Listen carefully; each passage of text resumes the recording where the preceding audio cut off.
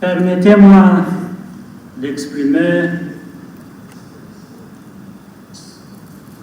mes sincères remerciements à la République du Congo et au peuple, frères congolais, pour l'accueil chaleureux qui m'a été accordé dans votre si beau pays.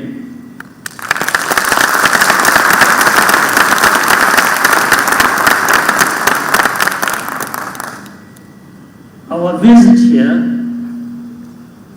is an opportunity to deepen the friendship between Rwanda and Congo and strengthen cooperation for the benefit of the citizens of our two countries. The people of Rwanda and the Republic of Congo are united by a common vision of a stable and prosperous region. We also share the aspiration to bring African countries and people together, working for a strong, thriving continent. Over the years, these goals have served as a foundation for our friendship, and now, more than ever, is the time to take it even further. This week in Rwanda, as it happens every April, marks a sober period when the commemoration 20 years since the 1994 genocide against the Tutsi. For Rwandans, it is a time to remember and also to recommit to strengthening our national unity. We thank our friends and partners from around the world for their solidarity expressed during this period.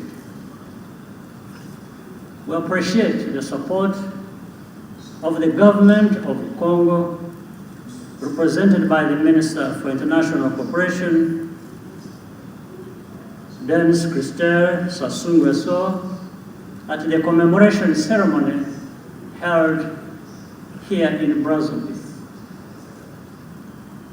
Rwandans want to make sure that the hard lessons of our tragedy are not wasted, but rather used to make us better people, capable of building a country that Rwandans deserve and contributing to the well-being and success of our continent. Today, our continent is facing challenges on multiple fronts. The COVID pandemic has shown us that no one country has the capacity to solve global challenges alone, and that we must work together to have lives, save lives, and manage the consequences of threats that affect us all. We have also been reminded once again of the importance of robust national healthcare systems and the urgency of preparing for future health crises. we should also apply this kind of readiness to any other kind of crisis. For health, an independent aspect is increased domestic financing, a priority for the African Union, which is tracking progress on an annual basis. A strong regulatory environment is also essential to our collective efforts. The newly established African Medicines Agency will enable our continent to regulate and approve its own high-quality vaccines and medicines. Both our countries are signatory to this treaty. We hope that Congo will proceed to ratify soon. Notably, Rwanda, as well as Ghana and Senegal, is in the process of establishing a manufacturing facility for the production of mRNA vaccines in partnership with BioNTech, the African Union, and the European Union. This new capability will increase access to vaccines and other medicines, both domestically and for the wider region. The initiative will also transfer knowledge and know-how, which is important for Africa's health security. Peace and security in Africa remain high on the agenda for both Rwanda and Congo. Are committed to efforts to resolve ongoing difficult situations, including in the Sahel region, Ethiopia, and Somalia. We appreciate the role played by His Excellency Denis Sassou Nguesso as the chairperson of the African Union High-Level Committee on Libya. Rwanda continues to be active in United Nations peacekeeping missions, with over 5,000 troops currently serving in the Central African Republic and South Sudan. Rwanda also responded to a request from Mozambique to assist in fighting terrorism in the northern part of the country, which threatened to destabilize the whole region. Since July last year, Rwanda sent forces and working together with the Mozambican forces and forces of the Southern African Development Community, SADC, have been able to restore security in Cabo Delgado. We continue to work with Mozambique to mobilize additional support needed to sustain the positive gains and achieve the long-term peace and stability required for socio-economic development. In addition, at the invitation of the government of the Central African Republic, the Rwandan forces, defense forces, helped to ensure that presidential elections took place peacefully and is contributing to reinforcing security. In our Great Lakes region, pockets of insecurity persist, and the fight against armed groups, particularly in eastern DRC, requires close and consistent regional collaboration, especially within the organizations and structures established to oversee this challenging task. Regional and continental integration and cooperation is an important aspect of Rwanda's development plans.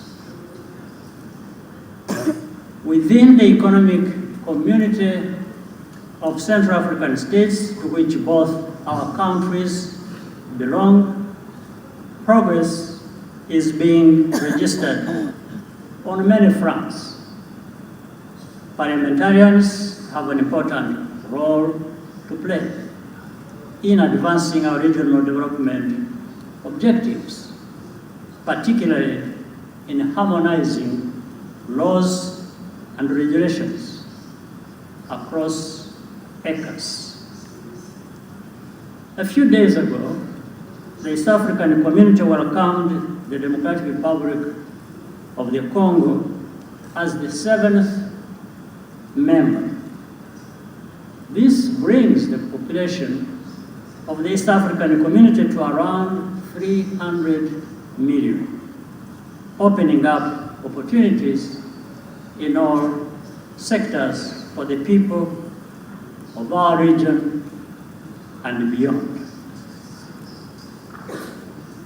This is a significant development because strong economic communities are essential building blocks for successful continental integration, including the immense opportunities presented by the African Continental Free Trade Area.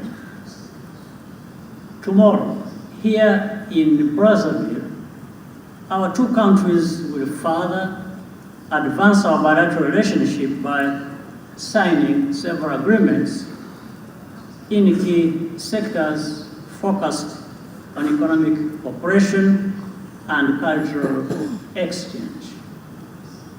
We look forward to continue working together in a mutually productive and beneficial partnership for the people of Congo and Rwanda.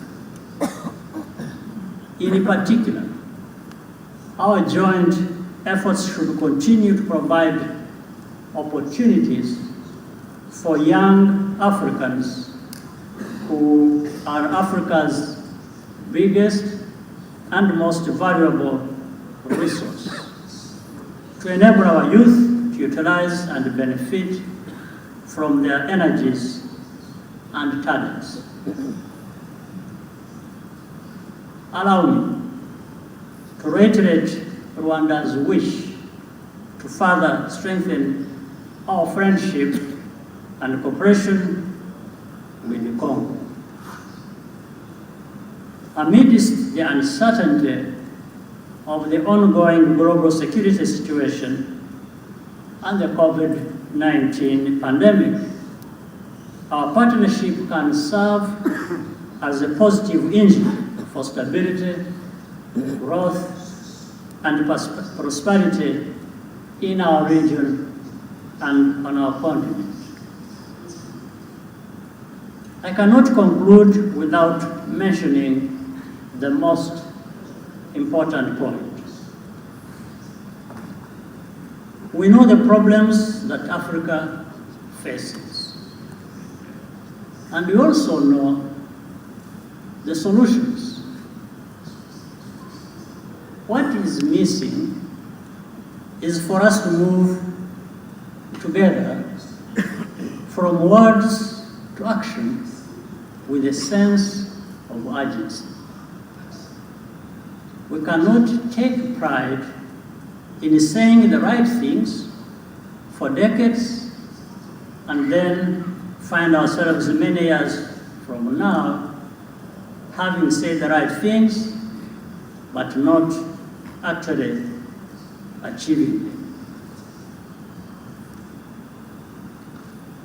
We need to move to deliver what we have promised ourselves but above all, promised our citizens. Africa has been talking about integration and unity for as long as Africa has existed. We need to continue making fast steps.